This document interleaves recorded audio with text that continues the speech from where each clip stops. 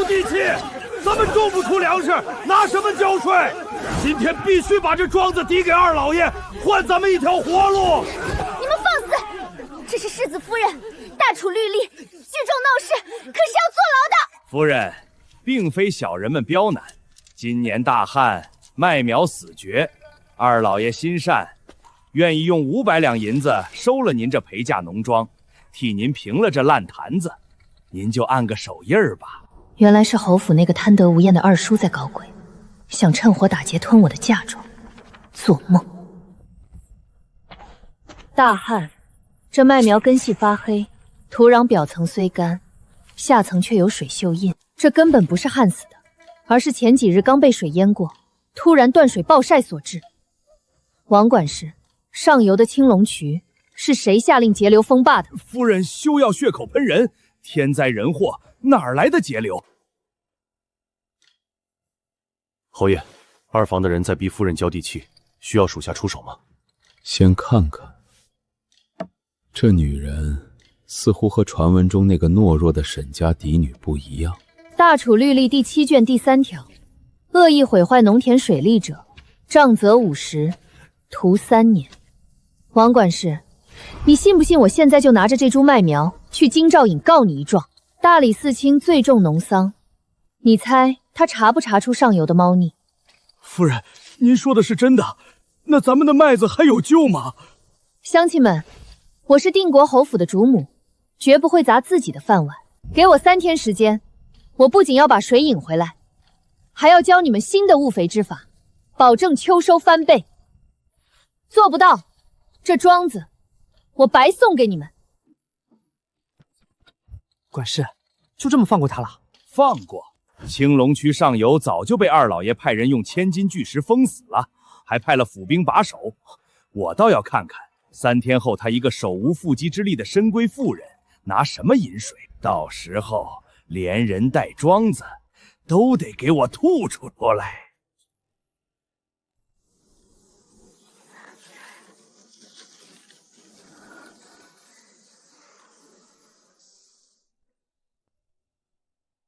夫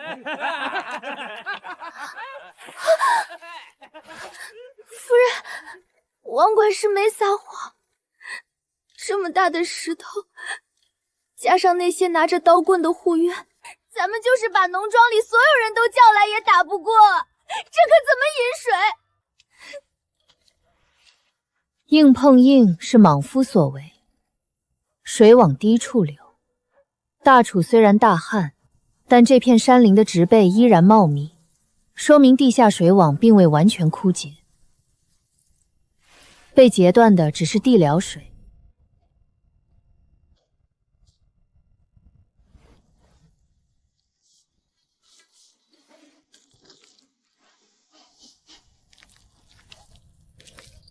泥土湿度比表面大，且带有轻微的地下河道常见的青苔腥气。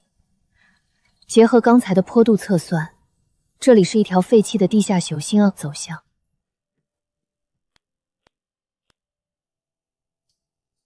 春桃，回去叫老赵头挑10个年轻力壮、口风紧的庄户，带上铁锹和镐头，今晚子时到这里集合。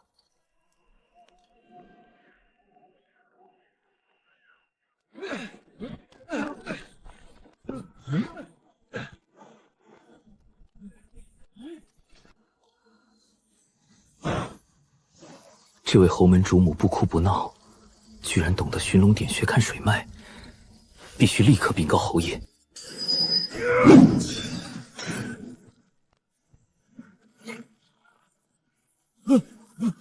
不好，夫人，下面是一整块黑青岩，铁镐根本凿不穿，这水脉断了。这可是出了名的金刚石层，除非有火药炸开，否则就是神仙来了也没辙。夫人，咱们认命吧。听说夫人半夜带着人在这儿挖穿山甲呢，怎么水呢？我看您还是别白费力气了，赶紧盖章签字，免上体面扫地。你这狗仗人势的东西，别欺人太甚。王管事既然这么闲，不如留下来开开眼界，看看我这深闺妇人是如何劈山云水的。哈哈哈哈！好啊，你要是今天能不用火药炸开这黑青岩，我王字倒着写。点火。夫人，这是在烤火取暖吗？石头还能被烧融了不成？退后，倒冰水。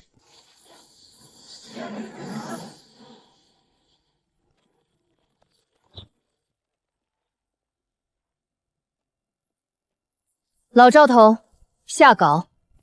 给我看！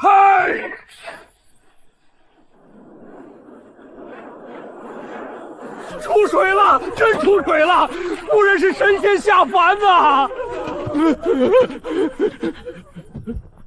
水来了，王管事的王字准备怎么倒着写？你别得意，水是引来了，可这地里的麦苗早就死透了。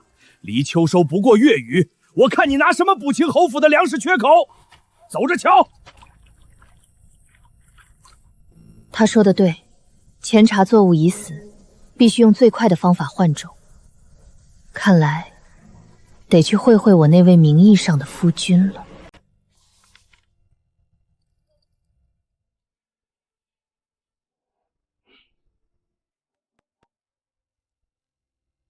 侯爷歇下了吗？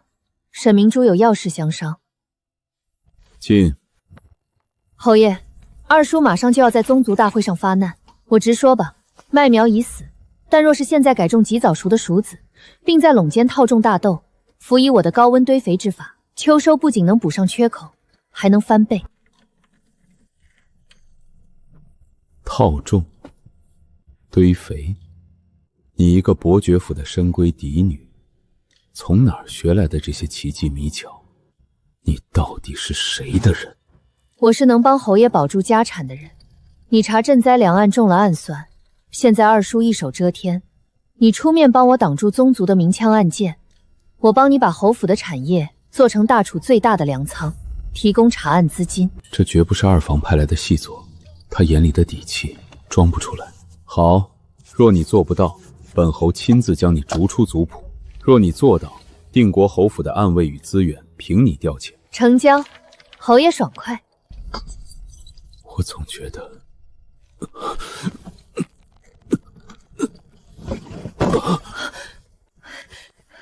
喂，萧继明，你怎么了？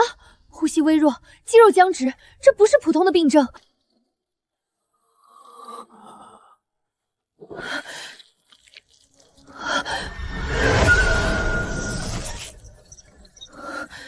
这是曼头红的毒性反应。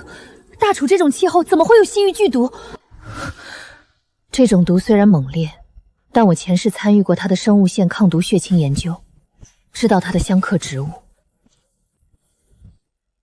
既然我们结了盟，我就不能让你死。毒素还没攻心，先放血缓解痉挛。明天我亲自上山找相克的草药。夫人，不好了！王管事带着人把咱们农庄的库房砸了，说要清点账目抵债。找死！都给我砸！侯爷眼看就要咽气了，这农庄已经是二老爷的囊中之物。今天谁敢拦我，就是跟户部侍郎作对。谁敢动库房一下试试？定国侯信物在此，见玉佩如见侯爷。王管事，你聚众抢劫主家财物，该当何罪？夫人少拿玉佩吓唬人，这庄子欠了二老爷500两银子，我拿库房里的农具抵债，天经地义。抵债？你看看这是什么？你度交宫中的账册，每年谎报农具损耗和修缮费用，3年间累计贪污1200两白银。我已经请城里最好的账房查验过真伪。你不是要算账吗？咱们去衙门算。侯爷夫人，接到您的报案，属下奉命前来拿人。此人涉嫌职务侵占、贪污巨款，证据确凿。大楚律例明文规定，绝不容许私刑。劳烦大人将其带回衙门，依律严惩。不，我是二老爷的人，你们不能抓我！夫人饶命啊！从今天起，这农庄只有一个主子，就是我沈明珠。若再有吃里扒外者，这就是下场。好一个沈家嫡女，不仅没死，还敢动我的人！传我的话下去，通知京城周边所有的粮商和重庄，谁敢卖个定国侯府一粒早熟的熟米种子，就是跟我户部侍郎过不去。我要让他那块地彻底荒死。张掌柜，我们出双倍的价钱，只要300斤熟米早种，您就卖给我们吧。庄子上的地都翻好了，等不起啊！春桃姑娘，不是我不做这笔买卖，户部萧大人发了话，谁敢卖一粒好种叶定国侯府，以后就别想在京城做粮食生意。您请回吧。既然好种不卖，那张掌柜后院里堆着准备当柴火烧的陈年劣种，卖不卖？夫人，那些都是被虫蛀过、发了霉的死种，种下去连根草都长不出来。您若是要，1两银子全拉走。成交。春桃，雇车，全拉回庄子。夫人啊，这种子干瘪发霉，10粒有9粒是死的，种下地纯属浪费力气呀！这二老爷是把咱们往死里逼呀！谁说死种里偷不出活苗？去把库房里腌菜用的大粗盐全搬出来，倒进水缸里。把所有种子倒进盐水里。使不得，这盐水会把种子咸死的。大楚律例没写不许盐水泡种吧？按我说的做。死种子内部空虚，重量轻；活种子内核饱满，比重沉。盐水加大了水的浮力，能完美把它们分开。把浮在上面的全捞出去喂鸡，沉在底下的立刻用清水冲洗3遍。夫人，这样盖着，它们真的能活过来吗？温水催芽法能打破种子的休眠期。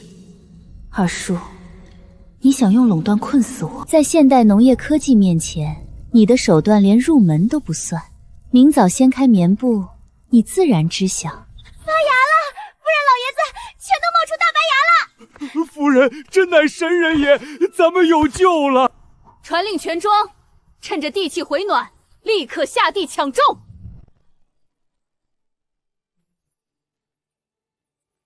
夫人，虽然种子催出了芽，可这地连年大旱，肥力早就榨干了，现在种下去，怕是也长不出多少黑面穗子啊。是啊，隔壁二老爷直属的良田，天天用大豆饼子当花肥，咱们这下土地怎么比得过？大豆饼当肥是暴殄天物。老赵头，传令下去，让大家把庄里所有的落叶、秸秆、杂草，还有牲畜粪便，全部集中到北垄空地上。夫人，这些烟杂污秽之物堆在一起就能当肥？这叫高温约氧堆肥法，一层秸秆，一层粪便，再泼上水，最后用干泥土死死封住，让它们在里面自己发热发酵。7天之后，这就是能让废地变良田的超级底肥。现代微生物发酵技术能把有机物彻底转化为氮磷钾。二叔，你用高价豆饼，我用免费废料，看谁的风味和产量更胜一筹。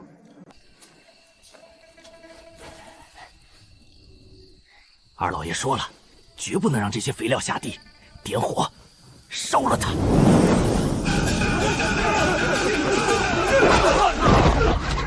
放开我！我们是二老爷府上的，你敢动我们？毁坏他人财物，按大楚律，杖30，流放800里。老赵头，把这2个犯用绳子捆死，明早直接扭送大理寺，公事公办。底肥已成，明天一早全庄疏肥下种。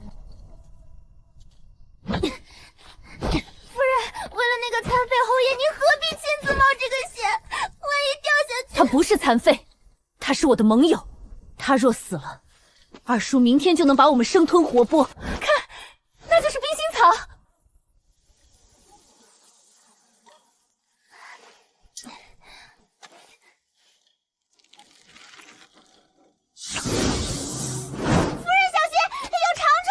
七头葵，剧毒，千万不能动。蛇的视力对动态物体敏感，只要保持静止，用异味驱赶。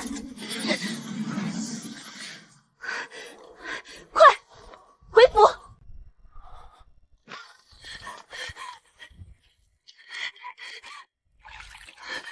萧景明，把药咽下去！你给我挺住！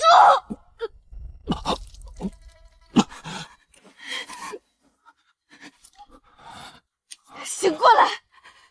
大楚的赈灾粮案还没查清，你甘心就这么死在小人手里吗？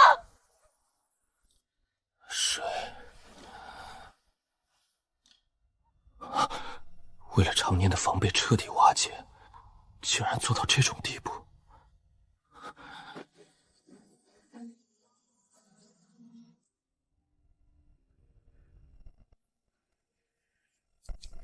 神了，真是神了！夫人，这黍米套大豆，不仅没抢养分，反而长得比谁都壮。咱们庄子要大丰收了！多亏了夫人，今年不用挨饿了。明天开始，全庄开镰收割。慢着，沈氏，二老爷有令。这农庄2月前因旱灾，私下向二房借银500两抵押，如今期限已到，这地里所有的收成全部归二房所有。放屁！我们什么时候借过钱？这是明抢！王管事，睁大你的狗眼看清楚，大楚律法规定，凡侯府公产变卖抵押，须得袭爵侯爷亲笔签字，加盖定国玄铁印方可生效。你手里那张连个官印都没有的白条，也敢冒充借据，伪造侯门借据，强占军功抚恤田产，按大楚刑律罪加一等，当判赐字流放。王管事，你今天敢动地里1粒米，我保证你见不到明天的太阳。好，沈氏，你口齿伶俐，我不跟你争。二老爷早就料到你不见棺材不饿泪，实告诉你吧，几位宗族长辈已经到了侯府正堂。二老爷以不遵妇道、败坏公产之名召开了宗族大会，你就算有通天的本事，也保不住这管家权。走。夫人，宗族大会要是开了，他们人多势众，黑的也能说成白的呀，咱们怎么办？他们想玩大的，那我就陪他们玩大的。老赵头，把割下来的第1批精米装车，庄户们带上家伙，跟我回府对账。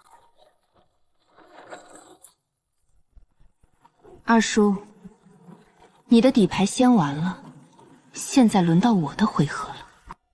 诸位叔伯，非我萧正邦不容直袭，而是那沈氏一介女流竟胡乱种地，如今秋收已至，各庄颗粒无收，他这是要断了咱们侯府的命脉呀！按照族规，理应褫夺他的管家钥匙，收回陪嫁农庄。胡闹，真是胡闹！把钥匙交出来吧！你们胡说，我们庄子上明明……堵上这贱婢的嘴！来人，去农庄收回地契。二叔想要地契，不如亲自出来拿。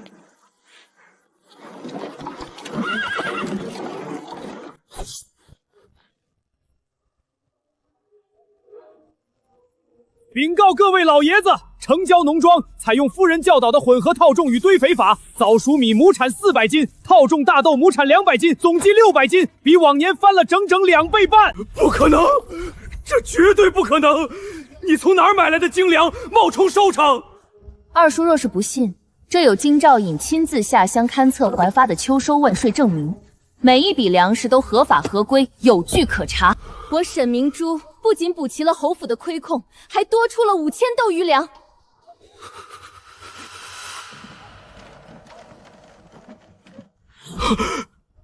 二叔，明珠既已立下奇功，这管家之权是不是该彻底交接了？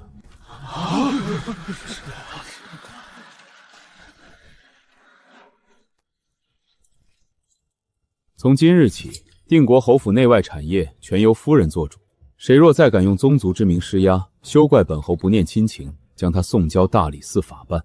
他居然醒了，毒素压制住了，看来我的血清疗法起效了。圣旨到！大楚连年旱灾，边关缺粮，皇上听闻定国侯府研制出高产新农法，特下旨征调侯府今秋所有余粮，并着侯府夫人3日内入宫面圣，献上2种方门。钦此。木秀于中，封闭摧之。刚解决了家贼，现在连皇帝都盯上我了。尚书大人，公公，这便是下官呕心沥血数月，亲自在定国侯府农庄研制的高产套种堆肥法。虽说对外名义上由直系沈氏操办，但核心法门皆出自下官这本笔记。萧侍郎大才，若此法能推广，大楚2年的旱灾粮荒便有解了。萧大人实乃国之栋梁，圣上正等着封赏呢。尚书大人，公公且慢。抢夺他人军功要坐牢，这剽窃直袭的农学成果，不知在大楚律法里该当何罪？放肆！沈氏，这是朝廷议事重地，岂容你一介妇人胡言乱语？二叔既然说这堆肥和套种法是您研制的，那妾身斗胆请教3个问题。第一，高温诱养堆肥，需要将枯草、秸秆与禽畜粪便混合泥封发酵。请问二叔，泥封之内的发酵温度需达到几成，方能彻底杀灭虫卵？第二，早熟米与大豆垄间套种，根系的固氮养地之法，大豆根瘤多大最为适宜？这自然是地气所致。本官日理万机，怎会去记这些粗鄙的数字？答不出来，因为这本笔记是你昨天让账房连夜伪造的。大人请看，这是金兆尹亲自下乡勘测，加盖了官府印章的建税原始底册，上面详细记录了每一天堆肥的温度、翻耕的尺寸，皆有下乡官差的联合签名，谁真谁假，官印便是铁证。萧正邦，你欺君冒功，该当何罪？定国侯夫人沈氏接旨，皇上口谕，沈氏明珠有惊天农学之能，今将京郊1000亩皇家荒域田交于沈氏改良，限期1个月。若秋收亩产低于400斤，则为欺君，定国侯府满门抄斩，钦此。哈哈哈哈！1000亩玉田全是寸草不生的简言荒地，沈氏，这次是皇帝要你的命。限期1个月的荒地改良，二叔，这分明是你在背后给皇帝出的死度，但你算路了。现代土壤酸碱改良技术，我早已烂熟于心。哟，这就是新上任的司农夫人，您看看，这玉田里全是白毛碱，皇上给的种子还掺了1半的砂石。咱们庄户辛辛苦苦1整年，不给涨3倍工钱，今天谁也别想下地。对，不涨钱不下地。你胡说，这种子分明是你们故意。砂石切口锋利且带有新凿的粉末，明显是刚掺进去的。二叔想用罢工和回种拖延时间，让我坐实欺君之罪，幼稚。刘大坏，大楚农桑律第3卷，凡克扣蓄意损毁玉田种子者，等同盗窃国库，当杖80，流放边疆。你身为玉田庄头，纵容手下毁坏皇家良种，是谁给你的胆子？你少拿律法吓唬人！这皇帝本就种不出粮食，你不给工钱，看谁给你干活！刘大坏聚众抗旨，损毁育种，今日起革去庄头职务，由老赵头接任。至于在场的乡亲们，我理解大家大案之年生活不易，从今天起，玉田废除死工资，推行计件工资制，挑拣1桶种中砂石赏5文，翻整1亩盐碱地赏20文，秋收若亩产400斤，所有人赏银10两，多劳多得，上不封顶。大处法在上，我沈明珠在此立字为据。夫人说话算话，有银子不赚是傻子，跳沙子去喽！沈氏，你别得意，地翻得再好，没有水也得荒死。上游玉带河的闸门已经被二老爷封了，老子看你明天拿什么浇地！夫人，大事不好了！大事不好了！上游玉带河的闸门被户部的人关了，说是要厉行清泥，至少要封路半个月。这刚翻好的地，要是没水浇，种子全得烧死在泥里呀！半个月，这分明是不给咱们活路。二老爷这就是想要夫人的命啊！玉带河属于户部管辖，二叔借公职之便清妮，走官府途径申诉，至少要走半个月流程。到那时黄花菜都凉了。既然你不给引辽水，那我就借地势引地下水。老赵头，后山漫山遍野的南竹就是咱们的水源，传令下去，让所有力壮的乡亲带上砍刀，把大竹子全部砍下来，劈成2半，掏空竹节。砍竹子？夫人，这竹子能变出水来？听我的，2个时辰内，我要看到10里竹管。过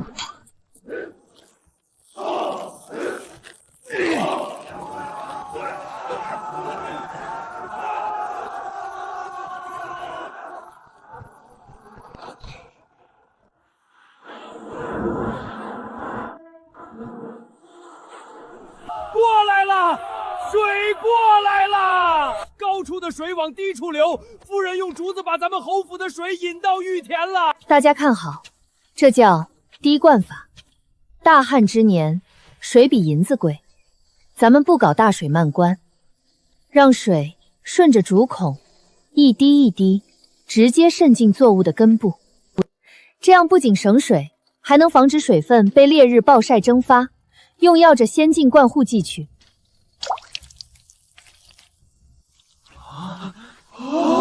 一滴水都没浪费，这法子神了！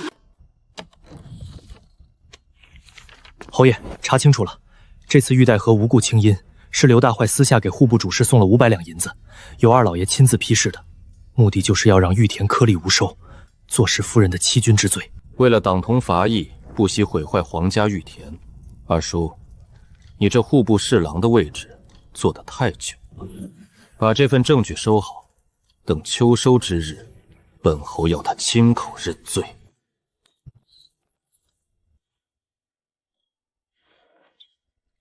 刘管事，这可是皇家玉田，往肥料里下毒，万一被查出来，那可是要满门抄斩的啊！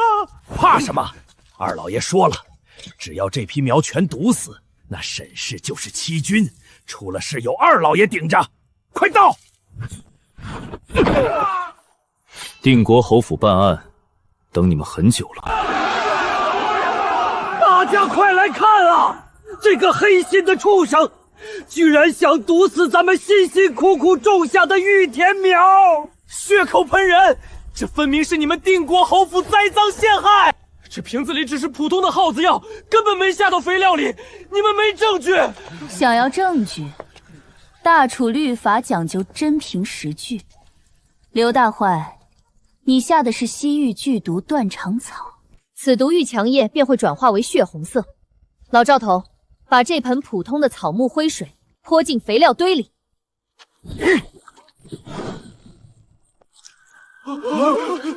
变红了，真的有毒！大人，人赃并获，此人投毒意图毁坏皇家玉田，证据在此，请大理寺依大楚刑律第12条将其缉拿归案。夫人放心，大理寺绝不放过任何一个触犯律法之人。带走。刘大坏只是个马前卒，真正的大鱼在后面。二叔，这把火很快就要烧到你的侍郎府了。刘大坏，证据确凿，你若再不招出幕后主使，按律当判腰斩。我说，是户部侍郎萧正邦大人，是他让我干的。不仅如此，3年向变兵大旱的赈灾粮，也是二老爷联合4大粮商，用砂石调包，私自丢卖国库公粮的，所有账本都在二老爷密室里。3年了，当年的赈灾粮黑幕终于撕开缺口了。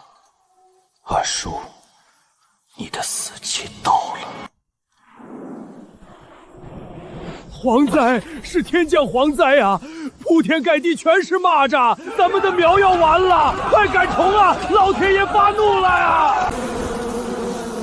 乡亲们不要慌，老天爷没发怒，这只是正常的自然天灾。老赵头，把咱们前阵子在侯府农庄孵化的2万只江南麻鸭全放出来。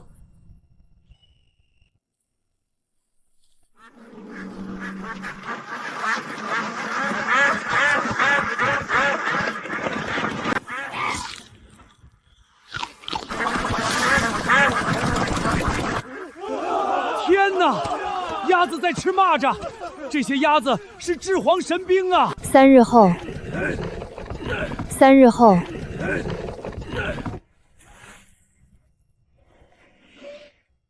老赵头，把这些碾碎的虫粉混合秸秆，这可是高品质的极品饲料，拿去喂猪喂鸡，明年大丰收。至于这2万只鸭子下的蝗虫蛋，全部运进京城平安粮行销售。夫人真乃神人，别人谈黄色变，您倒好，把蝗虫变成了饲料和鸭蛋，还赚了大钱。哈哈哈哈哈哈！好一个沈氏明珠，以鸭治蝗变害为宝，真乃巾帼不让须眉。朕决定破格封沈氏为大楚正五品女司农，执掌天下农桑改良。封女官，定国侯府要是有了这个钱袋子和名望，本王还怎么登基？沈氏、萧景明，本王要把你们连根拔起！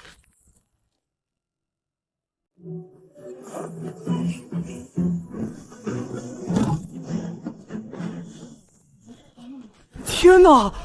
对面的白记粮行精米竟然只卖30文，这比平安粮行便宜了1大半啊！快去对面买啊！夫人，他们这是恶意凑空，故意把粮价压得比咱们的成本还低，这就是想逼死咱们，让咱们的玉田黍米1粒都卖不出去啊！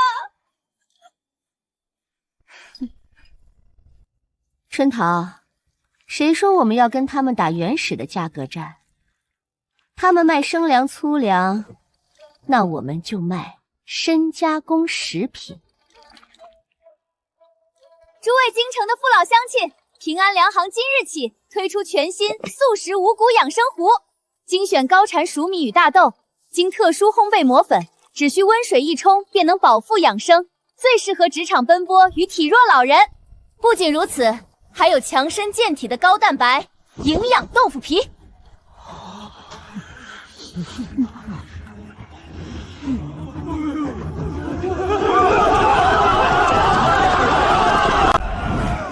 给我来10罐五谷糊！我们王府老夫人就爱吃这种软糯养生的东西。我要100斤豆腐皮，这东西京城从未见过，酒楼大摆宴席正需要。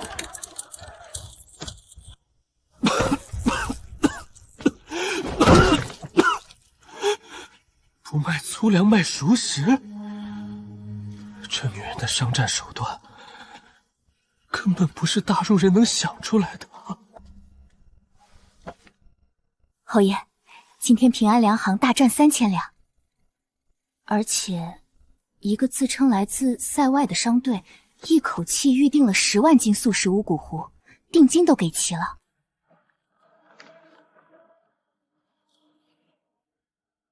10万斤素食轻便，开水即食。明珠，这不是普通的商队，这金线是北利国军统暗文，这是敌国北利国在为他们的军队大肆囤积高染量的军粮。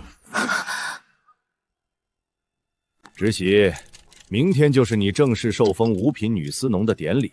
按照规矩，这3年玉田与户部的对调账目，若有1文钱的差错，这官职你可就接不稳了。慢慢算，本官有的是时间陪你。二叔，大楚传统的4柱结算法漏洞百出，也难怪户部的呆账烂账能堆满3间屋子。春桃，拿我的借贷记账表格来，今天我亲自给诸位上一课。是，小姐。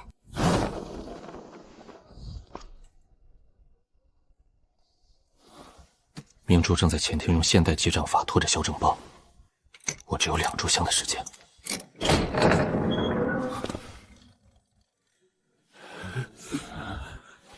3年里，户部账面上的有存与开除根本无法平账。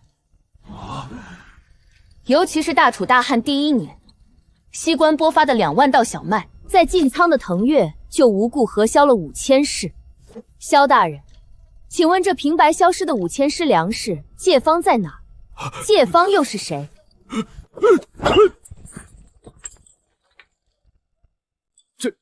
这是陈年旧账，自然是损耗，你休要胡搅蛮缠。这沈氏的算法闻所未闻，但每一笔数据都精准的可怕，简直是神仙算法呀！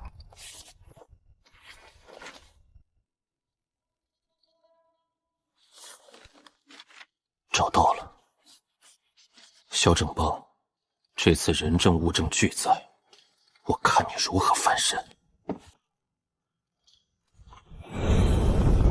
有刺客！有刺客！封锁后院！不好，有皇家血印机关。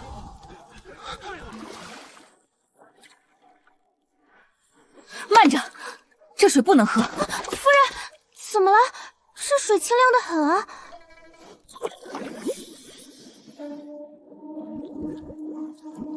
井里被下了毒，这是西域大黄连与砒石混合的慢性毒素，对植物的根系破坏极大。二叔发现账本有异，这是要杀人灭口，把整个侯府连根拔起。二叔买通了厨房，萧景明，既然他急着收尸夺爵，咱们不如将计就计。这是我用假死草研制的归西丹，服下后12个时辰内，呼吸全无，脉搏停滞，连最厉害的太医也查不出来。你敢不敢跟我赌一把？本侯的命都是你救的，有何不敢？明珠，按计划行事。侯爷，夫人，你们死得好惨啊！萧大人，世子与夫人感染了急性恶疾，已经药石无医，气绝身亡了。萧景明，我的好侄儿，你查了3年赈灾粮又如何？到头来，这定国侯府的爵位和1000亩玉田，还不是落在了本官手里？实话告诉你们，当年让你变成残废的车祸是我安排的，这次在井里下毒也是我干的。大楚的赈灾粮就是我卖给北帝国的，你拿什么跟我斗？本侯拿大楚律法跟二叔斗。户部侍郎萧正邦，你亲口承认投毒谋杀，通敌倒卖国粮，本官依大楚刑律，当场将你缉拿归案，上枷锁。假死！你们居然敢设局坑本官！李四清，你以为你今天能带得走本官？你以为萧景明翻了将本就能翻天？本官身后是二皇子殿下！报！巡防营重兵包围侯府，说是抓捕通敌细作。巡防营没有皇上圣旨，他们竟敢擅调精兵围攻军攻侯府！大理寺卿听着，二皇子殿下接到密报，定国侯府私藏北帝国奸细，意图谋反，本将奉命缉拿，反抗者乱箭射杀。赵统领，大楚军制，调动精兵需兵符与圣旨齐下，大理寺卿在此办案。你伪造兵符，假传圣旨，围攻本侯，这才是真正的谋反！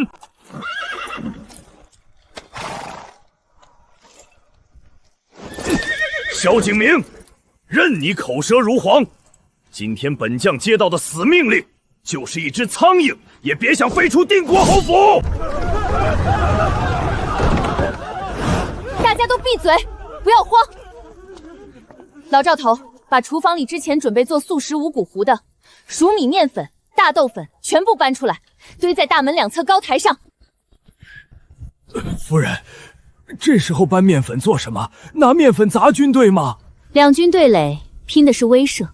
今天我就让他们见识见识什么是现代科学的力量。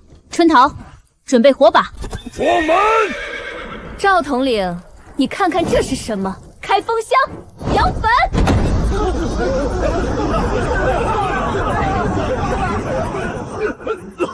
这是什么妖法？眼睛睁不开了。这不是妖法，这叫粉尘爆炸。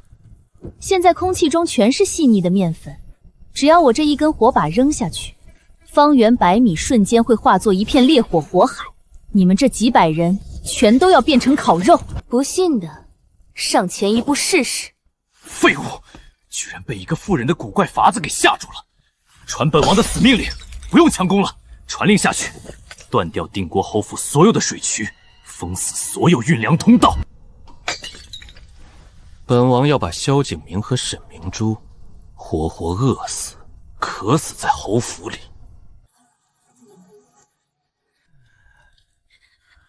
老庄头彻底断粮了，最后一点陈米昨天也吃完了，水井里的水也越来越少，咱们是不是真要活活饿死在这里了？外面那群兵连只苍蝇都不放进来，二皇子这是要活活耗死咱们啊！里面的死尸听着，二皇子说了，交出母杖，给你们一碗饱饭，否则今天就是你们的头七。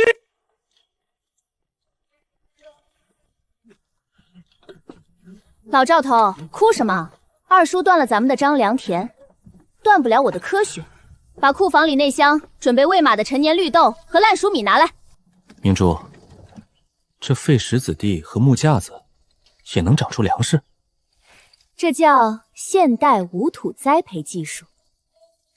植物生长前期的养分全在种子里，不需要泥土，只需要适宜的温度、流通的空气和微量的干净井水。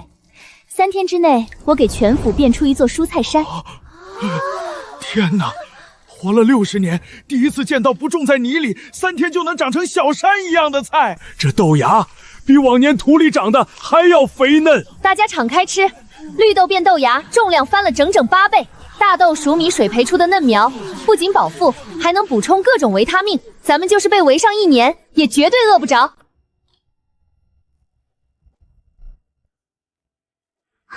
二皇子说了，这些银子足够你10辈子花销。今天后半夜，把那间长怪菜的暖房给本王一把火烧了。要是办砸了，要了你的全家的狗命！人为财死，鸟为食亡。走水啦！暖房走水啦！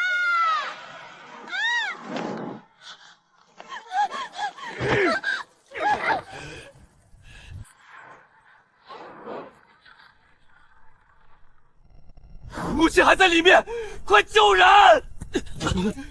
你腿还没全好，我去。低头弯腰，用湿布掩住口鼻，浓烟都在上方。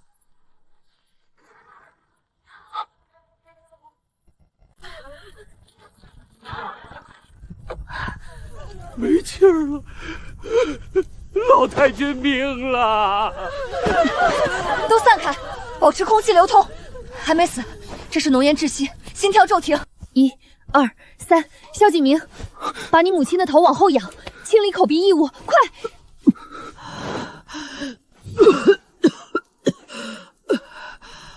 我老婆子活过来了。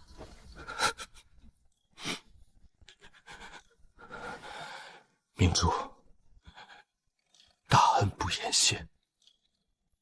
萧景明此生，这条命就是你的。大理寺卿大人，既然二皇子这么想看我们死，那咱们不如送他一场金蝉脱壳的大戏。明珠的意思是假死，让全府上下换上便装，顺着地下暗河开凿的密道撤离，对外宣称定国侯府满门葬身火海，连同那本贪腐母杖也化为灰烬，让二皇子得意忘形。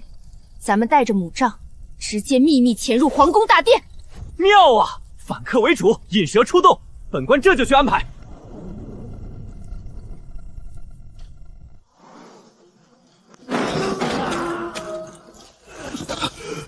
侯爷，红旗急报，北帝国10万大军突然撕毁盟约，大举入侵关外。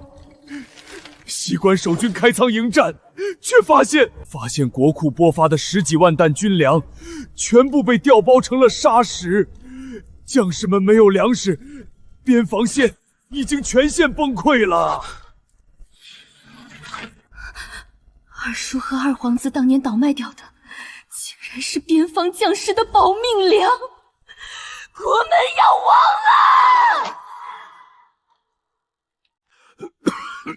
父皇，红旗急报，定国侯府昨夜突发大火，满门葬身火海。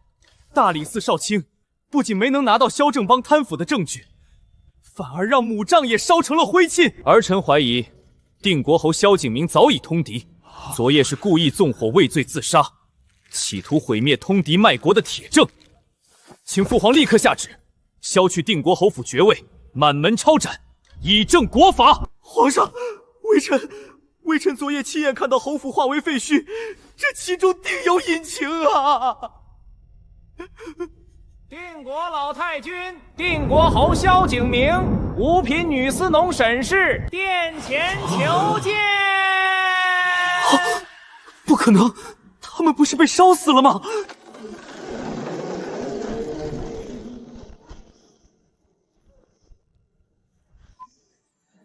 老身参见皇上，老身活得好好的，定国侯府也未曾通敌，倒是有些心怀叵测之人，昨夜放火烧我内院，企图杀人灭口。皇上，微臣萧景明昨夜在大理寺卿见证下，已将户部侍郎萧正邦密室里的赈灾粮贪腐母账原件安全转移。此账本详细记录了某些人倒卖国库公粮的全部赃款去向。皇上，不仅如此，微臣在萧正邦别院中查获了他与北帝国细作来往的密信，信中写明是二皇子殿下在幕后指使，故意调包关外防守军粮，意图里应外合，颠覆我大楚江山。逆子，你竟敢做出如此丧心病狂、卖国求荣之事！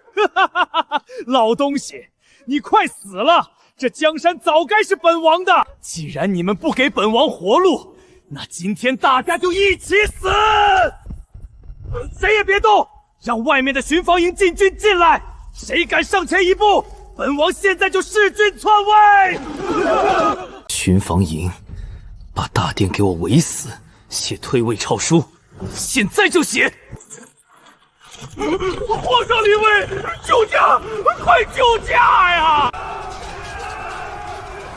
叛军人数太多，硬拼毫无胜算。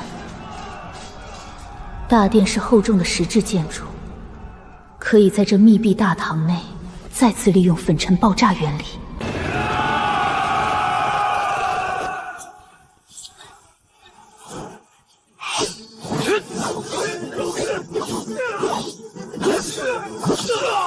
萧景明，你的腿竟然全好了！你一直在装残废。若不装残废，怎能让二叔和你的狐狸尾巴露出来？众将士听着，二皇子谋反，放下武器者，既往不咎。别愣着，把所有人大面粉袋全部打破，往空中抛洒，把殿门封口堵死！快！这妖女又在撒白粉，快杀了她！萧景明，趴下，护驾！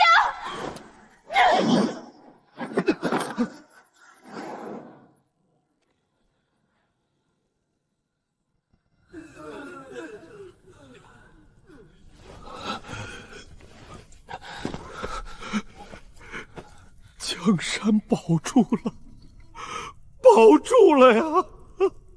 皇上，江山危矣，二皇子只身潜逃，奔向西关敌营。边关急报，西关粮仓空虚，10万边防将士3日后便要断粮，北帝国大军压境，大楚马上就要亡国了。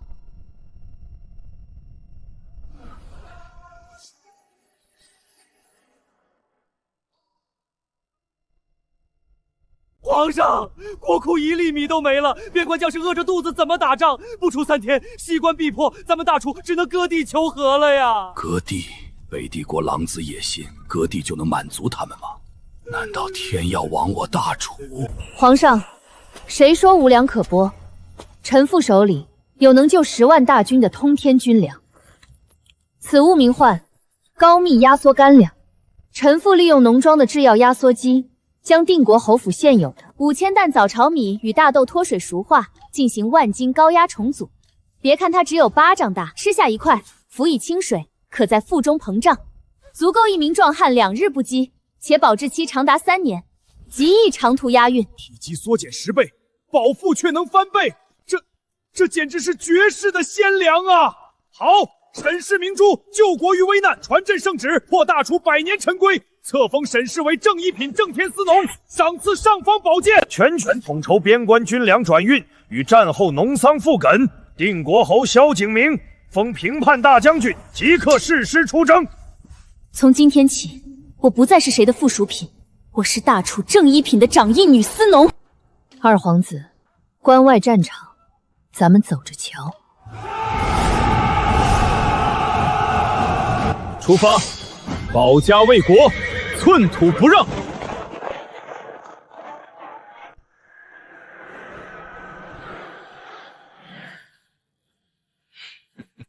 方圆百里全是焦土毒水，他们断绝了一切地理。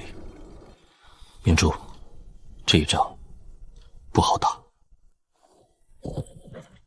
坚壁清野，二皇子怕是不知道什么是现代盐碱沙化土地改良法与战壕基建农业学。